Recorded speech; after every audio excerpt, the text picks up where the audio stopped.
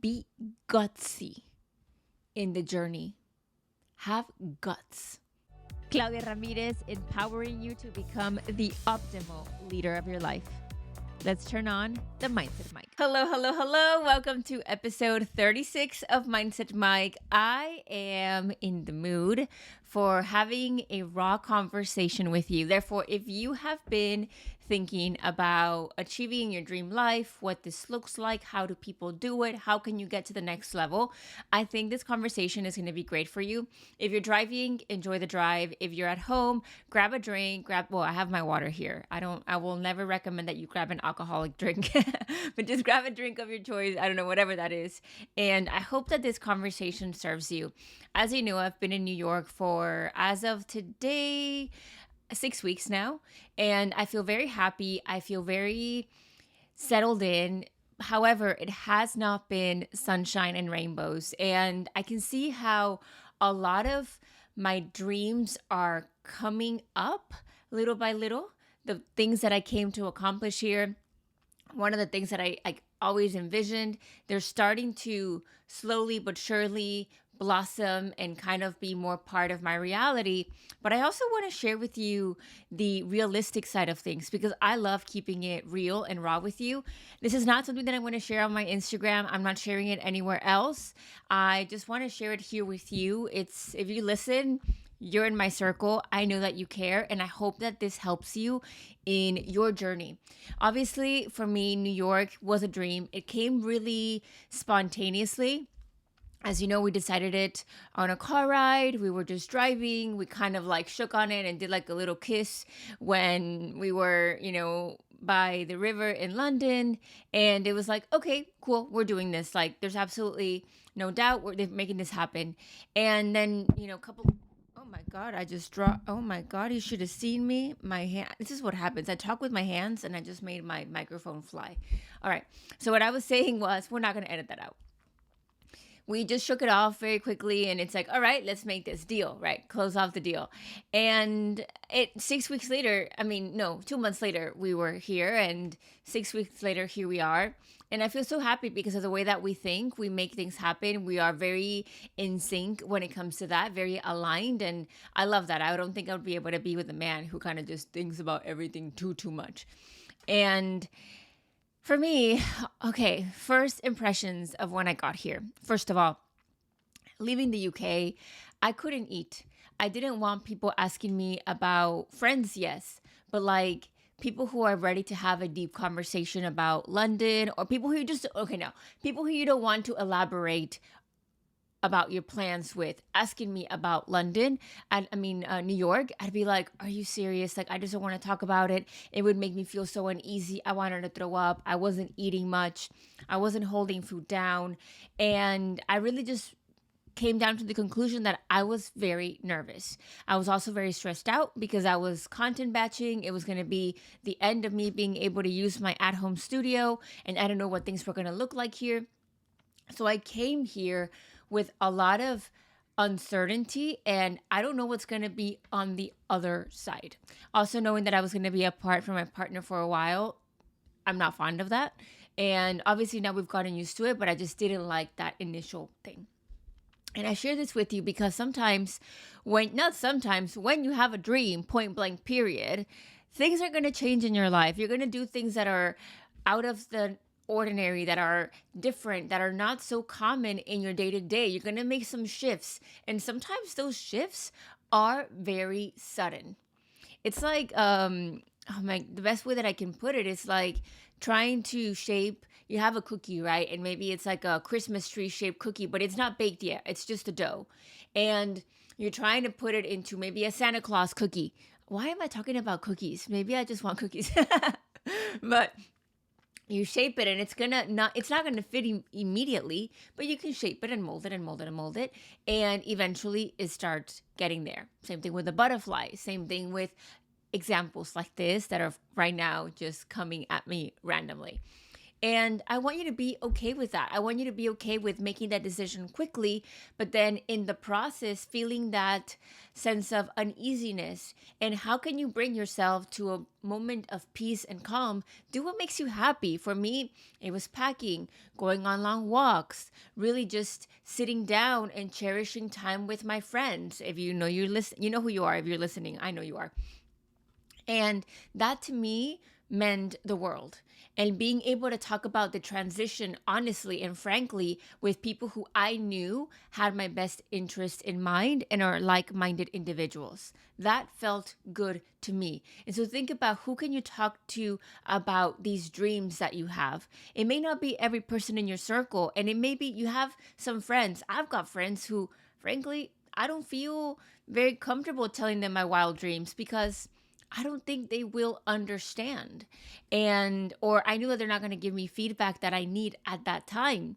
And so you could argue, well, then why are they your friends? It doesn't mean that every single thing in your life should be shared with every single person out there. That's what I'm trying to say. And so then we got here. I was able to eat at the Concord Lounge. That was great. I had a great flight. We played Uno. That was wonderful. And then we got to my apartment. This is where the reality just struck and hit. My apartment right next to Central Park. I love it. Upper West Side. I'm happy. I was going to have roommates. We wanted to look for an apartment as of now. We're looking for an apartment that's like more long term. But prices here are kind of wild, right? And renting an apartment here isn't as easy as it would be in Houston, per se. And so we wanted to take our time to do that. And we found this wonderful company that I'm not going to mention names because I've had issues with them. Not issues, but I haven't been super happy, so I wouldn't recommend them. But I was going to have a roommate situation. And so basically you rent the room and you share the common area. And I was like, I'm 30. What am I doing going into roommate situations? I don't know these people. I don't know. But then I realized that to live here, you kind of need a good job, credit and things like that. And I was like, that just speaks something about somebody. And so I decided to go for it. And the moment that I come in, it was absolute chaos. I did not anticipate walking into the condition that I walked into in terms of the apartment.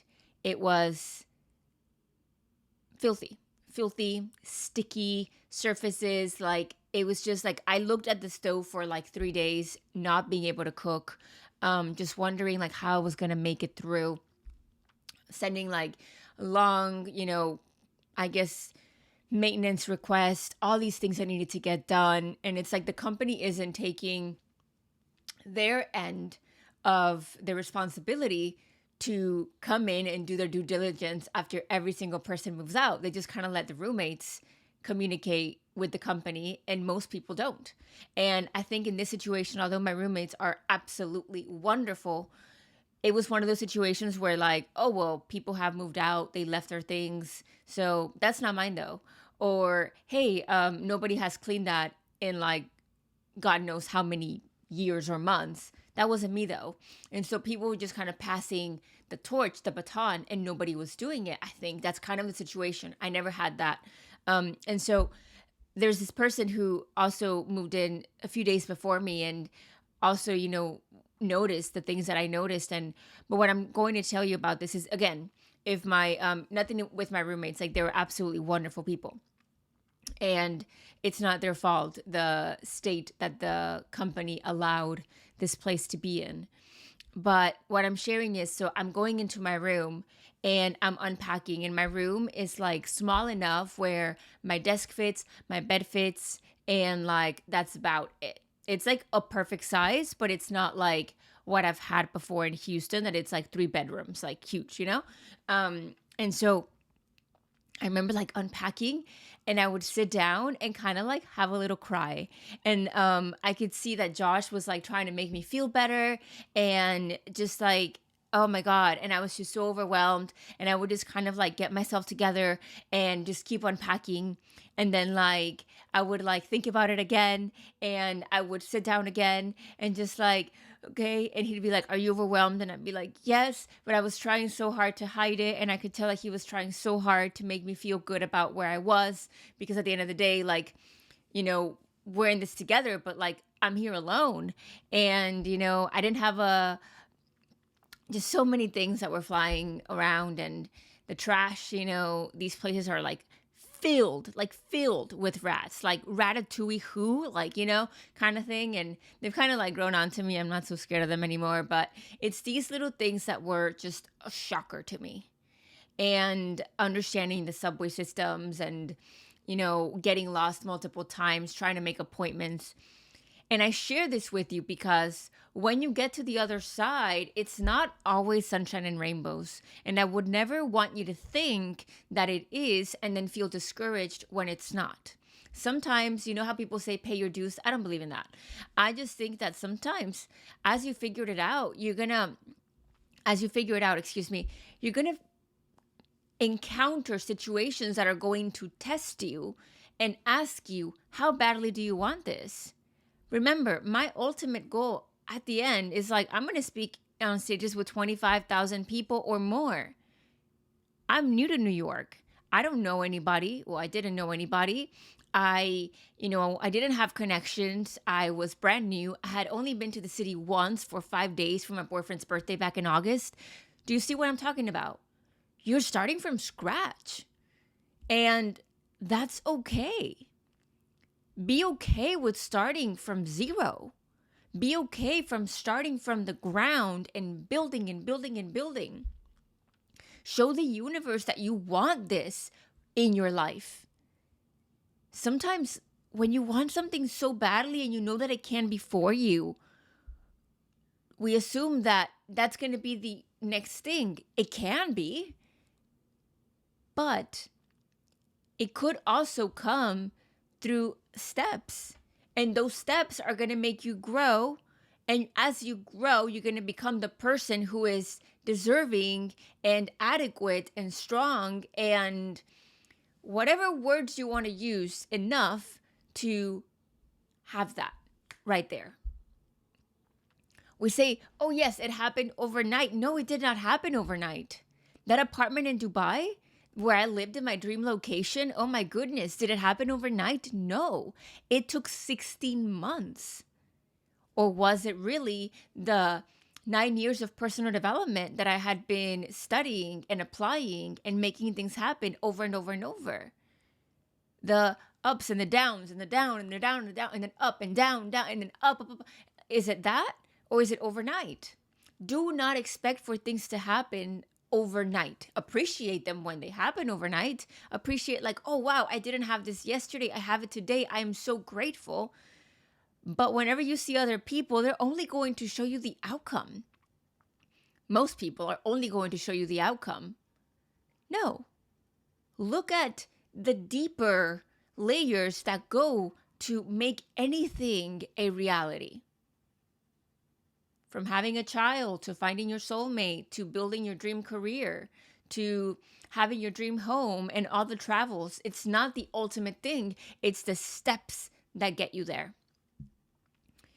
And also, as we are adapting, and now we have this goal in mind, recognize your patterns and shift them so that you can help yourself instead of hinder your journey. This is what I mean. Like I said, zero connections, didn't know anybody, didn't know anything, new to the city. I'm going to make things happen. How do I do it? I made friends actually. And that for me is wonderful because I don't think I've ever had a group of friends, men, women, who I can just go out and have coffee with and talk about anything and everything and walk away feeling completely nourished. I don't think I've had that since I was in college. And it just feels so good that really 11 years later, I have that again. And I feel so thankful for it. I feel so thankful for events that I've been invited to, for companies that have reached out to, in interest of working with me. But it, again, putting yourself out there. But with putting yourself out there, you can get caught up in the go, go, go of the journey. And for me, I believe that right now I'm experiencing the early onset of burnout because I am naturally an introverted person. And right now I'm not doing anything other than go, go, go. And because I live right next to Central Park, I feel guilty that I am here and my partner who loves New York until the end of time is not.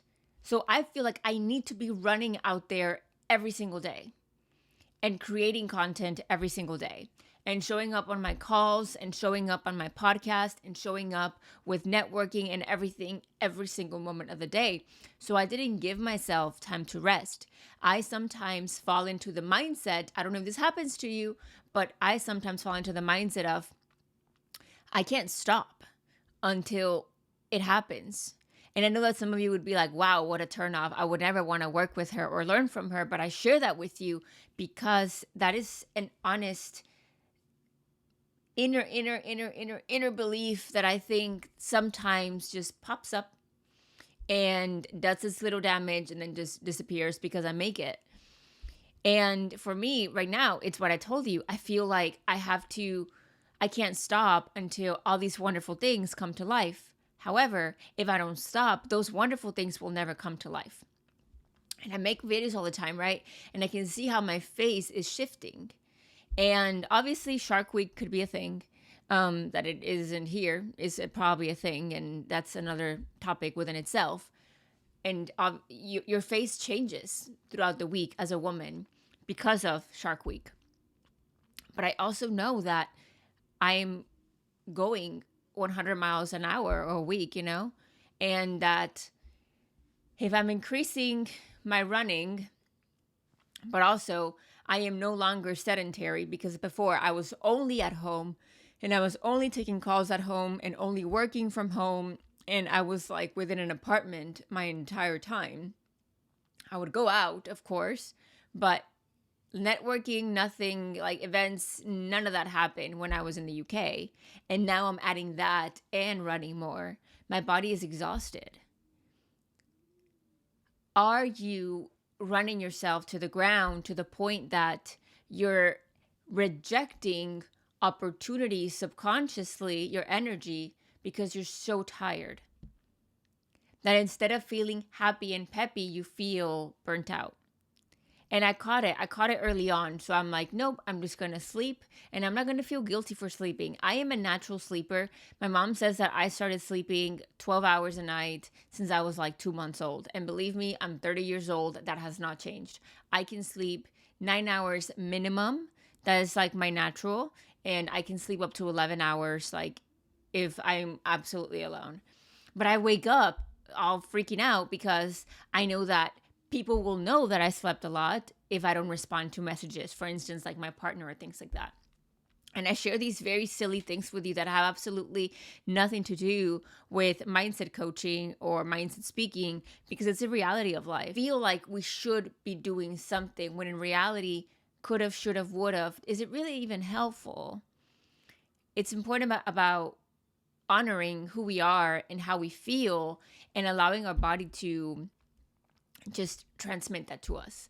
And I share that with you because, again, in the midst of accomplishing that dream life, you have to honor these other areas that perhaps don't look like they're connected. Perhaps for me, perhaps for you, sleeping or working out don't look very connected to the career. Or maybe sleeping doesn't look connected to relationships and finding your ideal partner. Or maybe for you, working out doesn't look connected to being the best parent that you can be. Or starting a business. Or improving your connections and relationships. But at the end of the day, it is connected. Because everything is connected. You are more than one thing.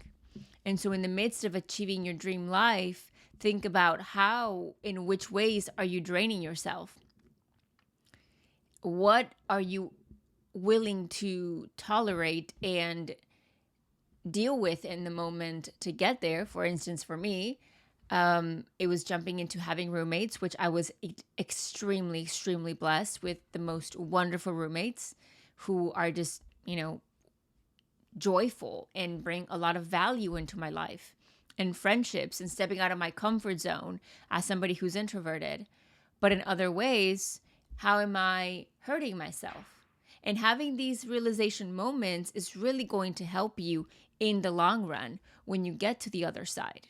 You're developing this self-awareness, you're developing self-knowledge, you're able to communicate with yourself what you need. I remember when I was running I had just had surgery, I had surgery in September, back in 2000 something. Dates don't matter, 2014. And with that, so 10 years ago, yeah, almost. And then I was training to run the 800 meters and the 1500. And in running terms, we say my legs aren't under me, quote, my legs aren't under me, meaning that when you run, your legs should be right below your body for you to be the most efficient. Think of like Bugs Bunny or something where like their legs are super off because they're running so fast. You don't want that. You want your legs to be under you, and you essentially move with that. And that can only happen if you have enough conditioning and if you have enough speed, and that, it's all connected. And I remember going to coach and telling him, my legs aren't under me. I want to be in the championship and I want to score. I need to run the 10K. And he's like, there's absolutely no way. You've been training for the 800 and 1500. And I said, yes, but my legs aren't under me. I need you to trust me. For 25 laps, I need you to trust me. And I said, don't say no. Sleep on it and come back to me tomorrow and let me know, please. And I was like that. I was very firm in my, I don't want to know right now. I just need you to think about it. And so he did. And he came back with me and said, yep, let's do this. Let's give it a try. And I knew that it was that self-awareness. It's like, what do I need right now? And because of that, I was able to accomplish that. I was able to score and win a championship with my team and get a ring and a scholarship from that.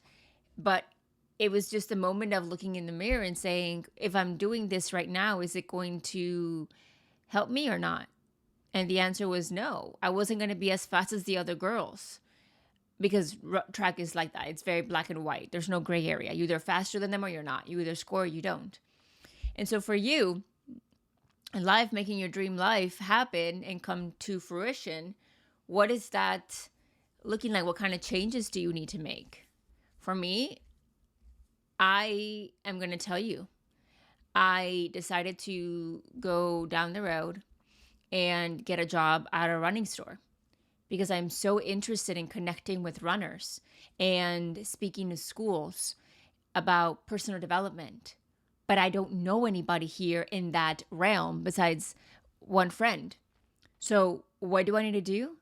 Be in the midst of runners where people come and buy running shoes every single day. So right now I'm in training, and I go to work and I clock in and I clock out for my break. And, I'm doing what I did when I was 18 years old. And it doesn't mean that I'm above it or below it. It's just a part of the journey. And I'm surrounded by wonderful people, positive people, and people who are, have different passions and expertise, and are former lawyers and are former, worked in aviation and have their own businesses. And it's amazing to see how that has come together. And everybody's so happy. And so that is another thing that I've had to do that for me is very gutsy. That Claudia from 3 years ago was like, I will never work for anybody ever again. Boom, blank. But now Claudia, 3 years now is like, yeah, why not? I'm going to meet awesome people. I'm going to be in the heart of what I need to do. Right?